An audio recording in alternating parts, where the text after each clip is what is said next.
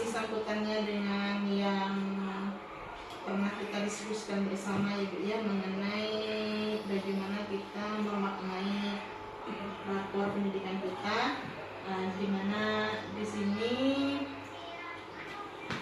sesuai dengan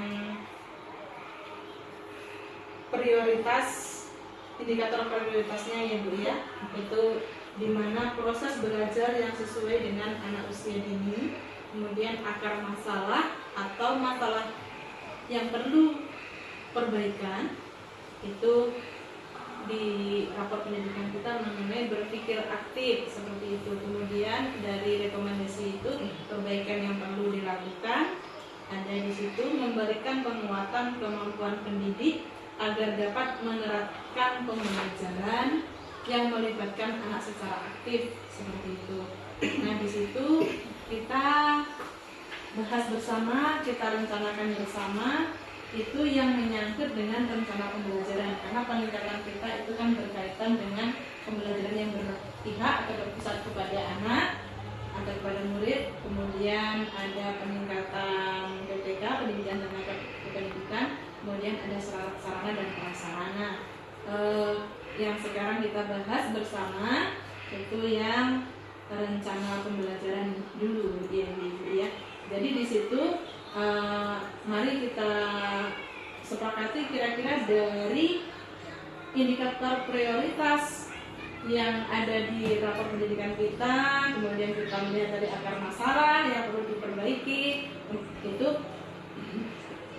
rencana kita apa? Ayo kita diskusikan bersama mengenai rencana pembelajaran, baik itu intrakurikuler, kokurikuler maupun ekstrakurikuler. Yang tadi itu apa Bu?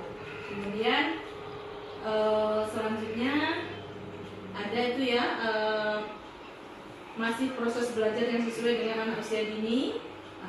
Ada itu akar masalahnya, belajar dari dan bersama orang lain. Kemudian yang perlu dilakukan itu membudayakan penerapan refleksi dan pemanfaatan komunitas belajar sebagai salah satu upaya untuk meningkatkan kualitas pembelajaran.